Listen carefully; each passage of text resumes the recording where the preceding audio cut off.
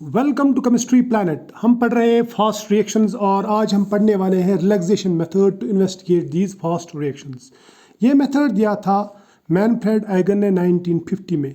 इसका कॉन्सेप्ट क्या है? इसका कॉन्सेप्ट है कि फास्ट रिएक्शंस इतनी फास्ट हो जाती हैं कि हम उनका काइनेटिक्स इन्वेस्टिगेट नहीं कर सकते, हम उनको इन्वेस्टिगेट नहीं कर सकते।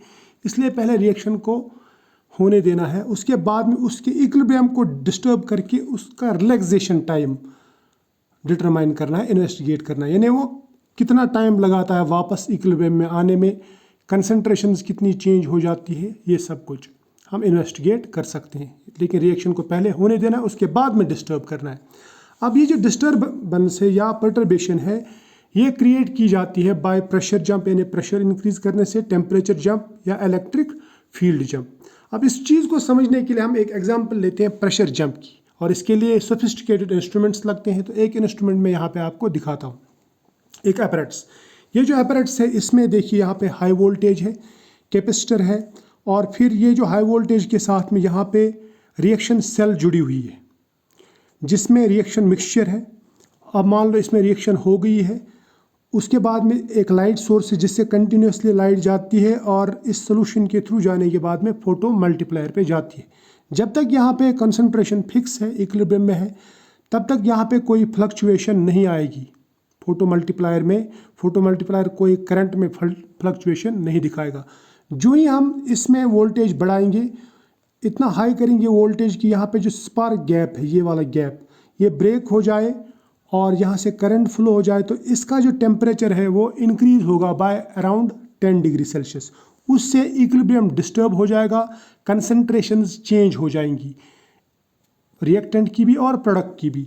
और जब कंसंट्रेशन चेंज हो जाएगी, जो लाइट यहाँ से फ्लो हो रहा था वो उसका एब्जॉर्प्शन चेंज हो जाएगा, तो यहाँ पे उसका फ्लक्चुएशन दिखेगा। फोटो मल्टीप्लायर यहाँ पे फ्लक्चुएशन ऑब्जर्व करेगा, यानी यहाँ पे मतलब स्मूथ लाइट नहीं जाएगी, स्मूथ मोनोक्रोमेटिक लाइट। अब डिस्टर्बेंस आ गया यहाँ पे भी, वो फ्लक्चुएशन ये भेज देगा, यानी करंट का फ्लक्चुएशन वो भेज देगा ये ऑसिलोस्कोप में, जो एक ग्राफ ड्रा करेगा। उससे हमें पता चलेगा कि कितना रिलैक्सेशन टाइम है, कितना टाइम लगता है इक्विलिब्रियम को वापस आने में, और कंसंट्रेशन कैसे चेंज होती है। तो ये सब हम यहाँ पे देख सकते हैं। अब इस चीज़ को अगर हम मैथमेटिकली समझने की कोशिश करेंगे, तो हम एक सिंपल सी रिएक्शन लेंगे, उस पर हम मैथमेटिकल मॉडल अप्लाई करेंगे। देखिए, अगर डिस्प्लेसमेंट फ्रॉम इक्विलिब्रियम बहुत छोटा हो, स्मॉल हो, तो रेट ऑफ रिलैक्सेशन यानी रेस्टोरेशन ऑफ इक्विलिब्रियम जो है वो फॉलो करेगा फर्स्ट ऑर्डर काइनेटिक्स।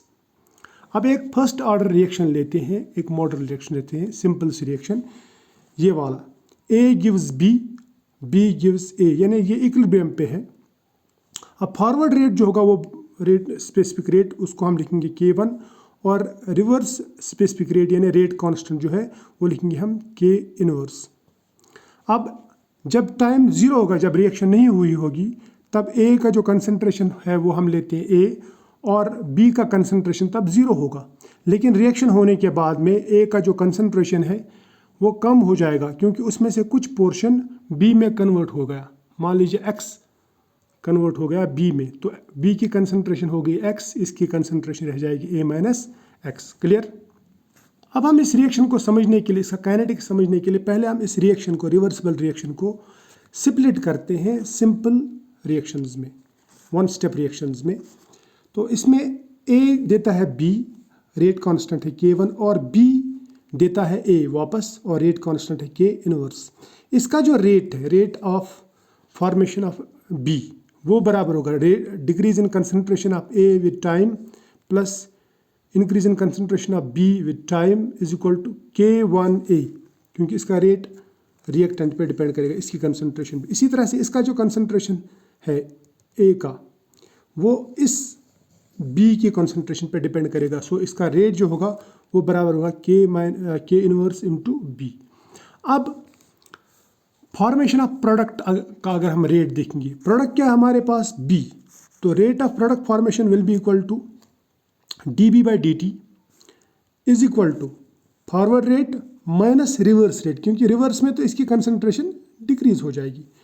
तो हम लिखेंगे equal to K1 concentration of A minus K inverse concentration of B। इसको हम लिखते हैं इक्वेशन नंबर 1, इसकी हमें ज़रूरत पड़ेगी। ठीक है, अब देखिए रिएक्शन मिक्सचर में जो कंसंट्रेशन ऑफ ए है उसको हम दिखाते हैं ए माइनस एक्स से, और बी के कंसंट्रेशन को दिखाते हैं हम एक्स से। तो हम यहाँ पे ए के बदले में ए माइनस एक्स लिखेंगे, स्मॉल ए माइनस एक्स, और बी के बदले में लिखेंगे एक्स। तो हम लिखेंगे d x by d t, d b by d t के बदले में d x by d t is equal to k one, a के बदले में लिखेंगे ए माइनस एक्स, यहाँ पे बी के बदले में लिखेंगे यहाँ पे एक्स, है ना, माइनस के वन के इनवर्स एक्स। इसको हम लिखेंगे इक्वेशन नंबर 2। अब मान लीजिए रिएक्शन इक्विलिब्रियम पे है, तो जो कंसंट्रेशन होगी एक्स की वो बराबर होगी एक्स ई के, यानी इक्विलिब्रियम कंसंट्रेशन, ठीक है। तो इस हिसाब से जो D x by d T बनेगा वो बराबर होगा D x e by d T, क्योंकि एक्स किसके बराबर है, एक्स ई के। लेकिन change in equilibrium concentration with change in time जो रहता है वो बराबर रहता है 0 के, क्योंकि इक्विलिब्रियम पे कंसंट्रेशन चेंज नहीं होती, तो हम लिखेंगे वो बराबर 0। So d x e by d t is equal to 0। इस हिसाब से ये d x by d t भी 0 के बराबर हो जाएगा। क्लियर, यहाँ तक क्लियर है, शाबाश। फिर मैं ऐसा लिख सकता हूँ कि d x by d t ये इसके बराबर d x e by d t, लेकिन d x by d t इसके बराबर है, तो फिर d x e by d t बराबर होगा के वन ए माइनस एक्स, यानी ये माइनस के इनवर्स इंटू एक्स, क्योंकि हमने इसके बदले में डी एक्स ई लिया यहाँ पे। क्लियर, और D x e by d T किसके बराबर है, 0 की। क्लियर, तो ये भी ये 0 के बराबर रख दो। तो फिर हमें क्या मिलेगा, ये पूरा अगर 0 के बराबर है तो फिर ये वाला पोर्शन यहीं पर रखेंगे, इसको इधर ले जाएंगे, ये बन जाएगा प्लस, ये बन जाएगा फिर k one a minus x is equal to k inverse into x. इसको हम लिखेंगे इक्वेशन नंबर 3। हमें इक्वेशन नंबर 2 और इक्वेशन नंबर 3 दोनों की ज़रूरत है, इसको हम आगे इस्तेमाल करेंगे। जब इक्विलिब्रियम को हम डिस्टर्ब करेंगे तो यहाँ पे कंसंट्रेशन चेंज हो जाएगी। इक्विलिब्रियम कंसंट्रेशन जो है वो किसी दूसरी कंसंट्रेशन में चेंज हो जाएगी। तो हम लिखेंगे फिर कि एक्स ई जो है वो चेंज हो गया मान लो एक्स में, तो फिर चेंज कैसे दिखाएंगे या पर्टर्बेशन कैसे दिखाएंगे, हम दिखाएंगे पर्टर्बेशन हो गई फाइनल माइनस इनिशियल, यानी डेल्टा एक्स। डेल्टा एक्स किसके बराबर होगा, फाइनल क्या है, x concentration minus equilibrium concentration, यानी एक्स ई, ये हो गया चेंज। क्लियर। अब अगर इस इक्वेशन को, इक्वेशन नंबर 4 को हम दोनों तरफ से डिफ्रेंशिएट करेंगे विद रेस्पेक्ट टू टाइम, या सिंपली इसको डिवाइड बाई डी टी करेंगे, डिवाइड हम लिखेंगे डी बाई डी टी, है ना, इंटू डेल्टा एक्स। तो ये बन जाएगा d by d t of delta x, d by d t of x minus d by d t of x e. Clear. और d by d t of x e जो है ये हमें मालूम है कि ये बराबर 0 के होता है, क्योंकि इक्विलिब्रियम पे कंसंट्रेशन चेंज नहीं होती। इसको रख दो 0, तो यहाँ पे रह जाएगा फिर d delta x by d t is equal to d x by d t. Clear, यहाँ तक तो ठीक है। अब आप इक्वेशन नंबर 2 को याद करो, ऊपर जाके देख लो। इक्वेशन नंबर 2 में हमने क्या देखा था कि d x by d t बराबर रहता है के one a minus x minus के इनवर्स इंटू एक्स, यही लिखा था ना। तो लेकिन d x by d T किसके बराबर है, D delta x by d T, तो फिर ये भी D delta x by d t के बराबर है। ये हम दिखाएंगे नेक्स्ट पेज पे। तो ये हमने लिख दी इक्वेशन, और इसको रख देंगे हम equation number 5 from equation 4। Equation 4 से हमें क्या मिलता था, delta x is equal to x minus x e, therefore x जो होगा वो बराबर होगा डेल्टा एक्स, इसको इधर ले जाए, ये बन जाएगा प्लस डेल्टा एक्स ई। अब ये जो है ये हमें पर्टर्बेशन दिखाता है, इसको हम इंट्रोड्यूस करेंगे इक्वेशन 5 में, क्योंकि हमें पर्टर्बेशन भी दिखाना पड़ेगा। क्लियर। तो इसको इक्वेशन नंबर 5 में पुट करो, तो जहाँ पे भी x है उसके बदले में क्या लिखेंगे, delta x by x e plus x e. तो हम लिखेंगे d delta x by d t, है ना, इस इक्वेशन में वो बराबर होगा के वन ए अपनी जगह, x के बदले में क्या लिखेंगे minus delta x minus delta E. Clear. ये इसके ये ब्रैकेट हटा दो, इसके बराबर, और माइनस लिखेंगे के इनवर्स, x के बदले में लिखेंगे delta x plus x e. Clear, यहाँ तक तो ठीक है, शाबाश।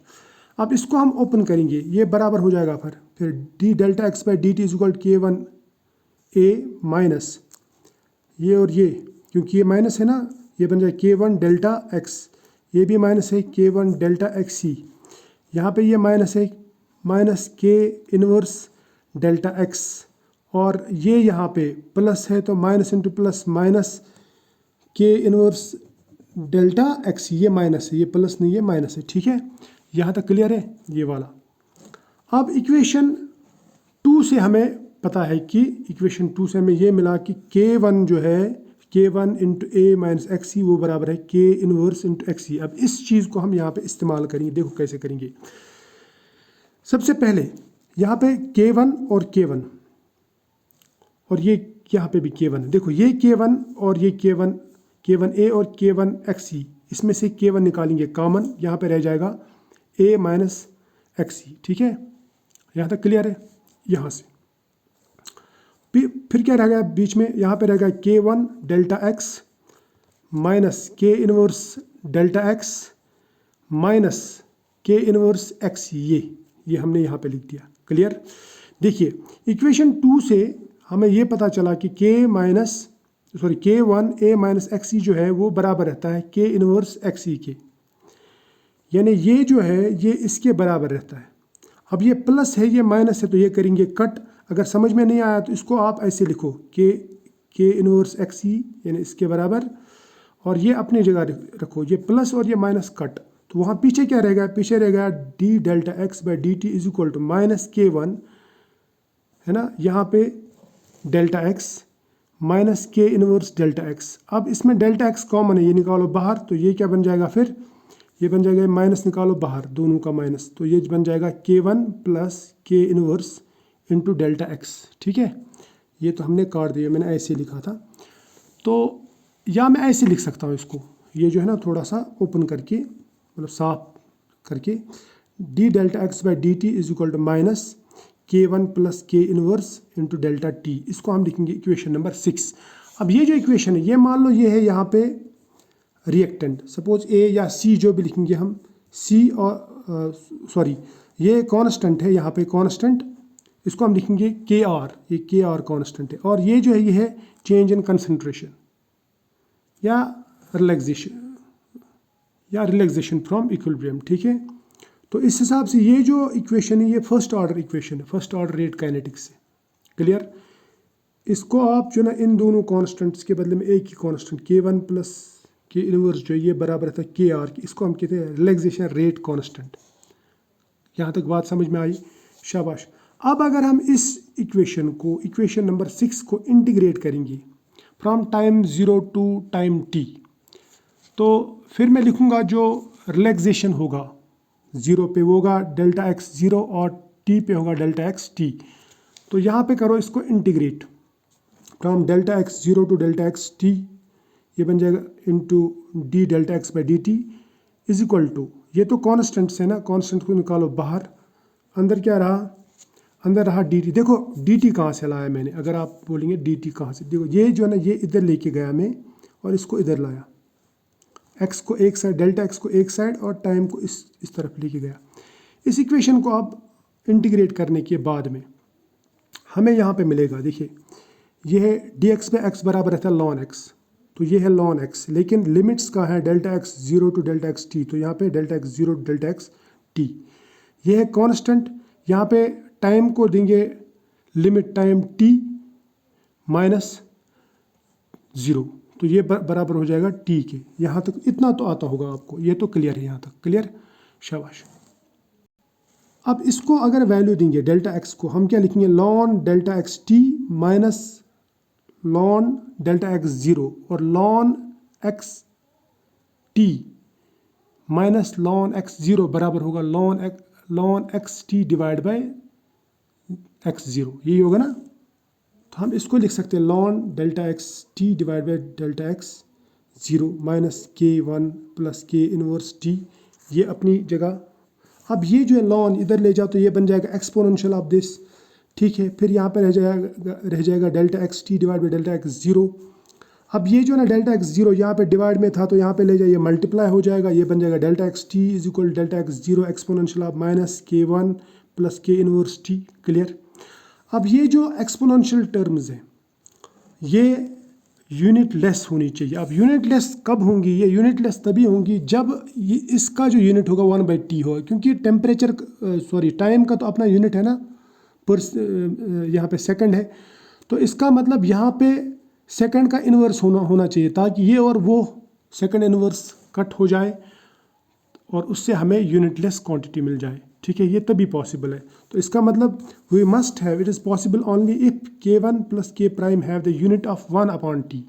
क्लियर? तो इसका मतलब 1/t जो है वो बराबर होगा k1 प्लस k इनवर्स, और 1/t जो है इसको हम अगर उल्टा करेंगे ये बन जाएगा time is equal to 1 by, ये भी उल्टा हो जाएगा 1/k1 प्लस k इनवर्स।